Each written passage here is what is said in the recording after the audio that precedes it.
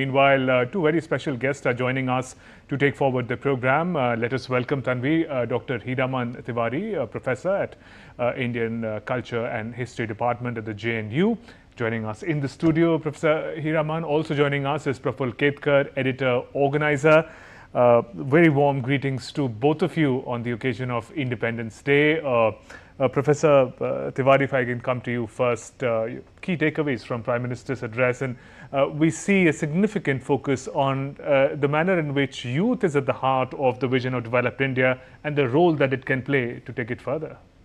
First of all, warm greetings to both of you and to everybody in the country and abroad, every Indian on this 80th Independence Day, which is a unique moment in many ways. And as you have been discussing since the morning, there are so many important decisions, announcements and commitments have been made during the speech that Prime Minister has done today. It is a historic speech in many ways. Two or three things that I can quickly tell you. One is that the entire focus of the speech was to drive the country towards the Atmanirbhar development Bharat in 2047 through technology, innovation, and for which the Prime Minister announced the renewable energy target, the training of the youth, because the country's development is going to be driven by the youth of the country, India. And so therefore, what kind of training that can be given, and technology is very, very important. Before I come to his major announcement, one couple of poignant points.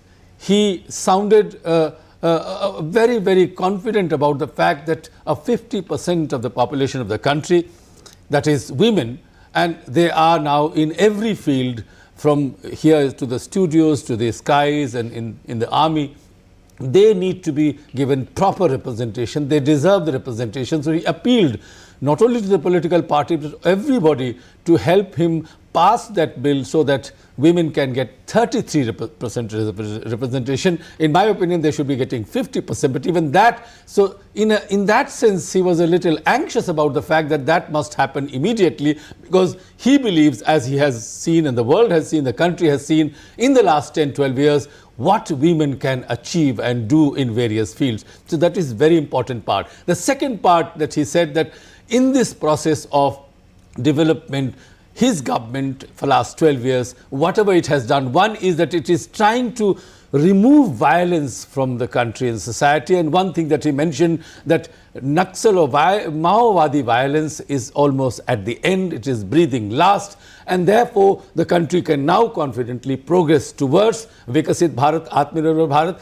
And most importantly, what he also said, there is a still remnant, and today he gave a new name, Dimagi Naxal, intellectual Naxal, which earlier used to be called urban Naxals. These are the peoples who are actually devising techniques to somehow design deviously to take the youth and the country's people and to a wrong path. And these are the warnings that he gave, but his appeal was largely towards taking the country to a developed nation in 2047, and whatever was required. And most importantly, the 7 streams, as you mentioned, Tanvi, earlier, the 7 streams are extremely important: manufacturing, agriculture, technology, which is extremely important, Gati Shakti, port-driven development, where the ships, and he mentioned right in the beginning that 80-90% of the country is surrounded by waters. And what was happening over the last 8 decades or so, he thinks that it needs to be now somehow made into a kind of prana, that all the ports needs to be activated. And internationally, if we see very subtly and importantly, he mentioned that people are weaponizing water, weaponizing land to somehow disadvantage the countries, and that was a subtle message what is happening in growing protectionism in the Strait of Hormuz and the wars. And he said if his government has not thought of these things, Atmanirbharta, the problem that the world has faced, and India also to some extent over the last year or so, and maybe more, after the corona crisis, that could have been difficult, very, very difficult to sustain. So there are so many takeaways which are going to guide his government and the country towards more development, more innovation. So R&D is on his agenda, that is research and development, whether it is technology, whether it is renewable energy, whether it is self-sustaining in terms of energy, that is exploration of oil and energy in the waters around the country. And these are the things that he began his speech with and ended with an appeal to see that the country develops through legislation. He said that there are so many things that guide us, that is first of all the constitution, judiciary, and of course the Vidhaika. Everything is in place, and his government is fully committed and very powerful in a way. He said that it is a stable government, there is no problem here, so we can do it. He said all these things that he has, this dream for the country is achievable.